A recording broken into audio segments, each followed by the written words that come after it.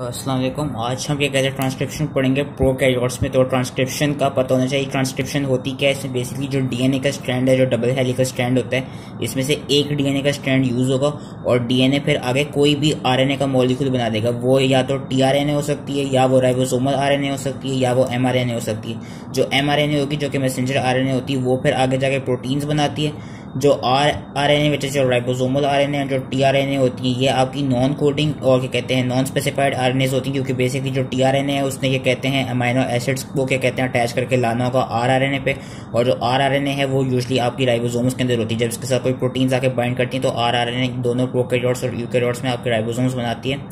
अब होता क्या है, आपके ये कहते हैं जो यूजुअली क्या कहते हैं एमआरएनए वही प्रोटीन्स बना रही होती है। आरआरएनए जो आपके सेल्स है उसमें आरआरएनए सबसे ज्यादा प्रेजेंट होती है, अबाउट 80% जो वो राइबोसोमल आरएनए प्रेजेंट होती है।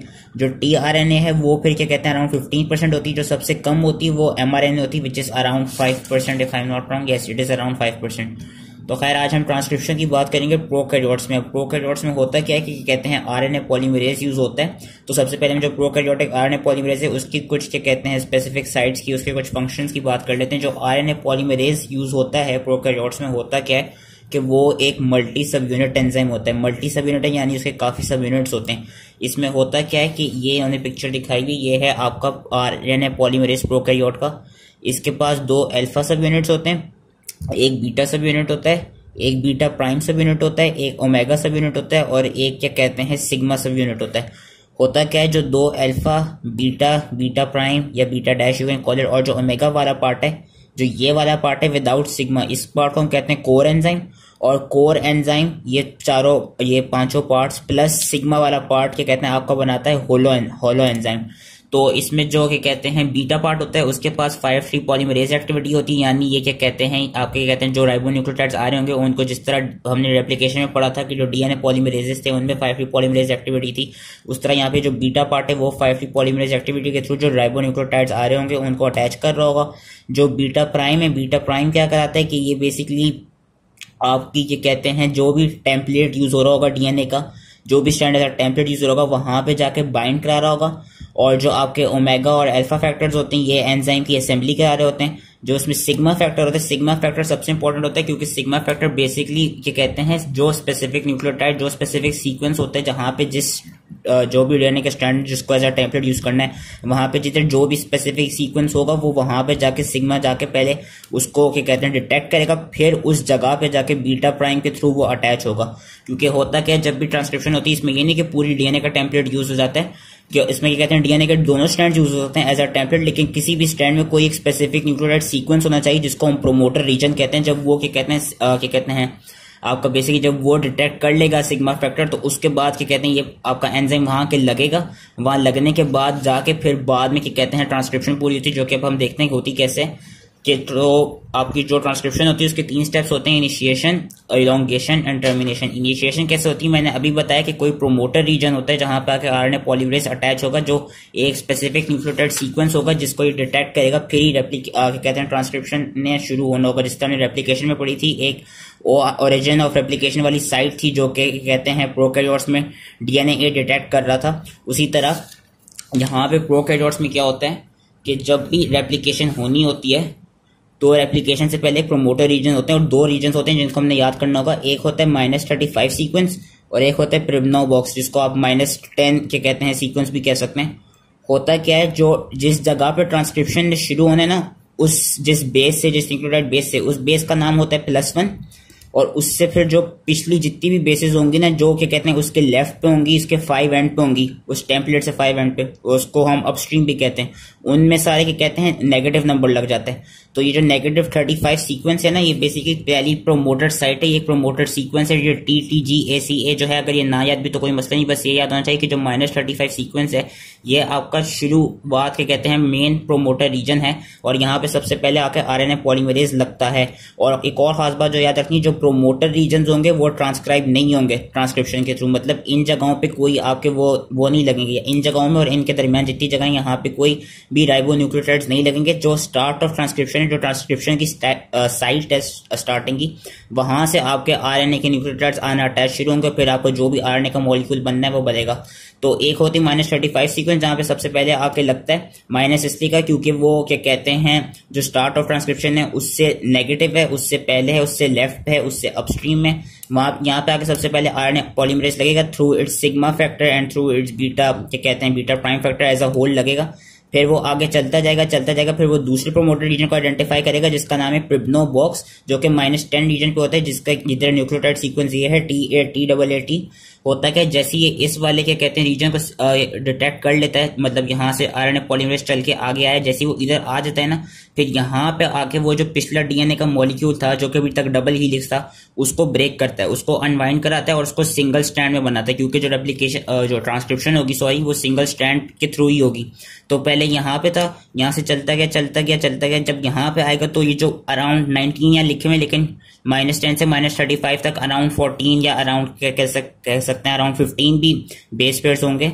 तो यहाँ पे जैसे ही वो आ जाएगा फिर ये इस पूरे मॉलिक्यूल को डीएनए के मॉलिक्यूल को एक सिंगल स्ट्रैंड में बनाएगा, जो कि इन्होंने यहाँ पे ऐसे दिखाया है कि लेट सपोज यहाँ पे आके पहले लगा होगा, जब उसने आइडेंटिफाई किया आगे चलता गया आरएनए पॉलीमरेज, फिर उसने ये ब्रेक किया जिसकी वजह से हम देख सकते हैं यहाँ पे कोई ये राइबोन्यूक्लियोटाइड अटैच नहीं है क्योंकि ये पूरा प्रोमोटर रीजन ही होगा।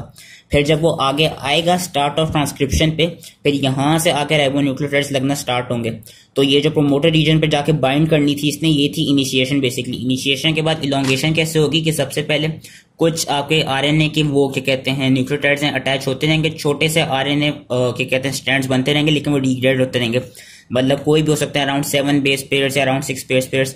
जैसे ही आपका जो भी आरएनए जो बन रहा होगा, जब वो 10 न्यूक्लियोटाइड से क्या कहते हैं ज्यादा हो जाएगा ना, जब उसकी जो लेंथ होगी जो आरएनए के न्यूक्लियोटाइड अटैच हो रहा होगा, जब उसकी जो लेंथ होगी वो 10 न्यूक्लियोटाइड से ज्यादा हो जाएगी, देन आपकी बेसिकली मेन इलोंगेशन स्टार्ट होती है, जो कि उन्होंने यहाँ पे बताई हुई है कि RNA polymerase begins to synthesize a transcript of DNA sequence and several sort of pieces of DNA of RNA are made and discarded। वही के छोटे पीसेस लग रहे होंगे 7 बेस पेयर के या 5 बेस पेयर के, और वो आहिस्ता आहिस्ता टूटे जाएंगे, लेकिन जैसे ही वो वाले जो बेस पेयर्स हैं वो जब एक्सीड कर जाएंगे 10 न्यूक्लियोटाइड से, फिर आपकी मेन इलोंगेशन स्टार्ट होगी।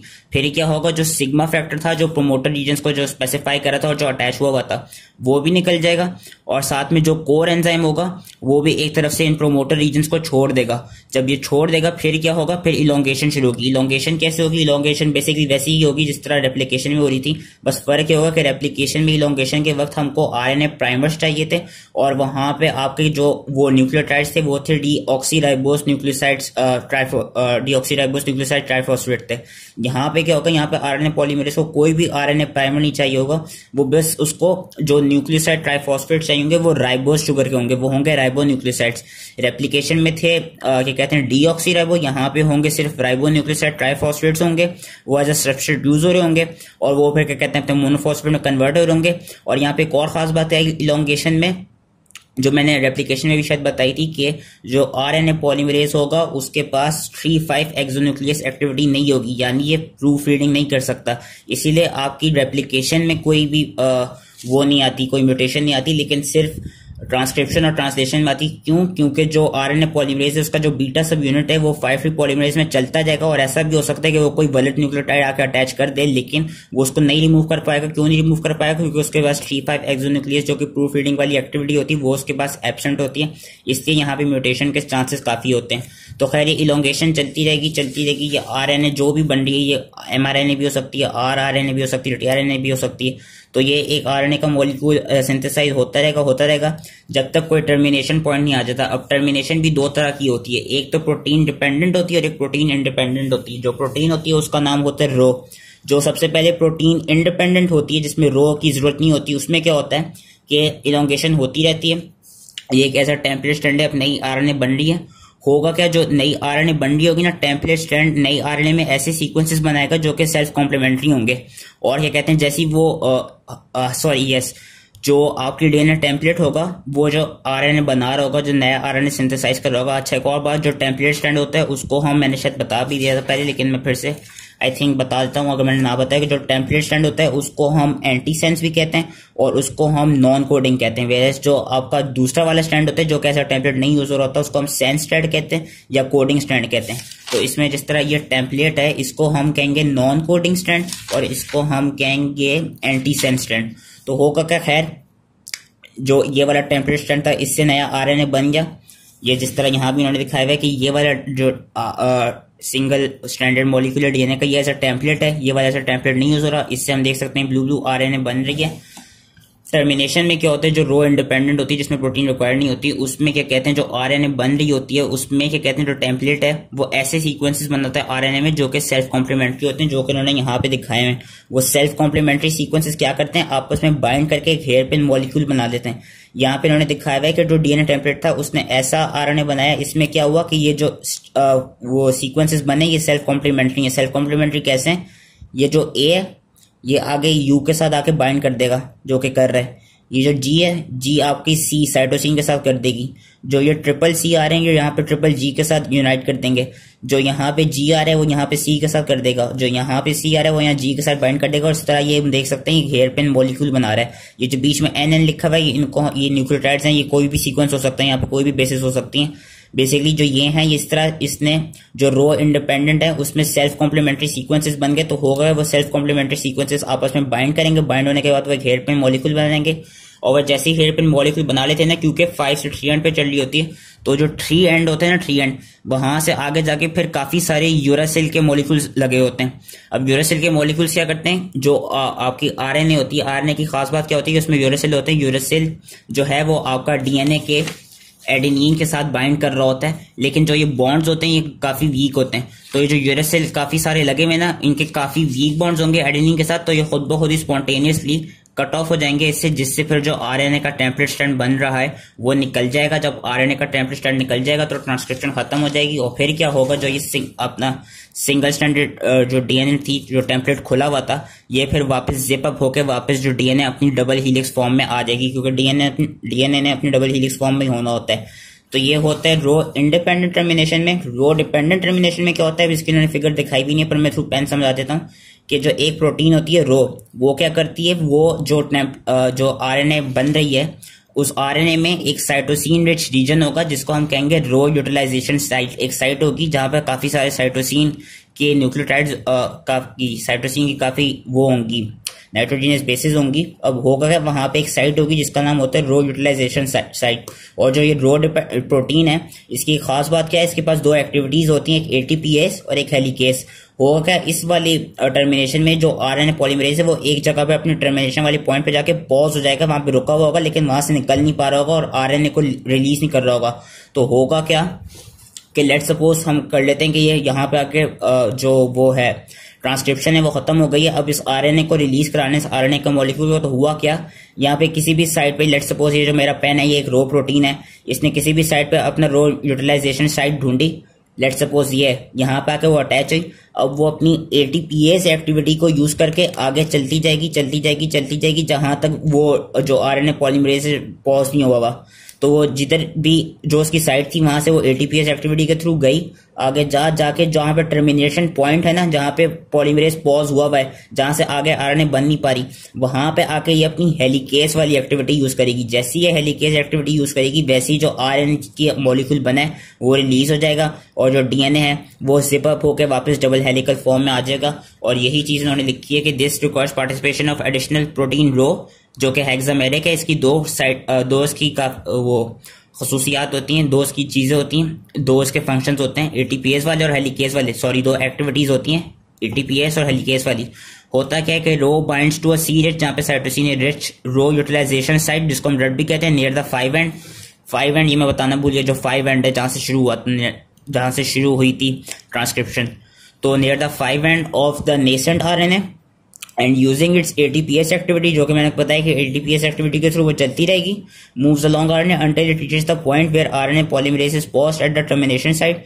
फिर क्या होगा, जो एटीपी यूज करके ही हेलिकेज वाली एक्टिविटी है वो रो को सेपरेट कराएगी और आरएनए डीएनए हाइब्रिड हीलिक्स को भी रिलीज करवा देगी, जिससे आरएनए निकल जाएगी। The ATP dependent helicase activity of rho separates the RNA DNA hybrid.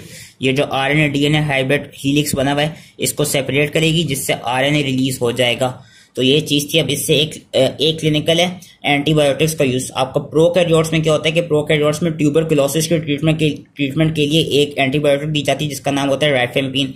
राइफेम्पिन क्या होती है कि जो आरएनए पॉलीमरेज है इसका जो बीटा सब यूनिट था, जो बेसिकली इलोंगेशन और 5' पॉलीमरेज एक्टिविटी जिसके पास थी, उस वाले सब यूनिट के साथ जाके बाइंड कर देती है और वो जो इसकी इलोंगेशन है उसको रोक देती है, जिसकी वजह से सिर्फ जो क्या कहते हैं ट्यूबरकुलोसिस है इससे ट्रीट होता है। इससे होता क्या है कि आपके सिर्फ 3 न्यूक्लियोटाइड्स बन पाते हैं और उससे आगे बन ही नहीं पाते। ये चीज इन्होंने यहाँ पे दिखाई हुई है कि जो राइफेम्पिन है वो ट्रांसक्रिप्शन को इनहिबिट करती है। कैसे करती है? By binding to the beta subunit. उससे क्या होता है कि जो चेन की है वो ग्रोथ नहीं हो सकती बियॉन्ड 3 न्यूक्लियोटाइड्स, जो कि उन्होंने यहाँ पे फिगर के थ्रू दिखाई हुई भी है कि नॉर्मली ग्रोथ हो रही है। जब राइफेम्पिन ने बीटा सब यूनिट के साथ अटैच किया, जिसकी वजह से सिर्फ जो आपका आरएनए का मॉलिक्यूल बना है वो सिर्फ 3 न्यूक्लियोटाइड्स ही लॉन्ग था, उससे आगे नहीं बन पाए। यूकैरियोट्स में क्या कहते हैं ये नहीं अफेक्टेड होगा, ये सिर्फ प्रोकैरियोट्स के लिए होगा। कि प्रोकैरियोट्स में जब हम राइफेम्पिन देंगे तो उससे क्या कहते हैं ये आपका वो इस तरह के कहते हैं फिर फर्दर इलोंगेशन नहीं हो सकती। और एक और आपकी एंटीबायोटिक है जिसका नाम है डेक्टिनोमाइसिन। डेक्टिनोमाइसिन का क्या काम है कि ये आपकी ट्यूमर कीमोथेरेपी में यूज करती है। और ये क्या कराती है, ये भी डीएनए क्या कहते हैं जो बेसिस हैं उधर जाके इंसर्ट हो जाती है और ट्रांसक्रिप्शन को इनहिबिट कर देती है। कि it inserts between the DNA basis, जो डीएनए बेसिस हैं उनके दरमियान इंसर्ट हो जाती है और ट्रांसक्रिप्शन को इनहिबिट करा देती है, उसकी इनिशिएशन को भी इनहिबिट करा देती है और उसकी इलोंगेशन को भी इनहिबिट करा देती है। So that was it related to the prokaryotic DNA replication में क्यों बोल रहा हूँ। ये थी सारी स्टोरी प्रोकैरियोटिक डीएनए ट्रांसक्रिप्शन की। अब इंशाल्लाह नेक्स्ट वीडियो में हम यूकैरियोटिक डीएनए ट्रांसक्रिप्शन पढ़ेंगे। And thank you.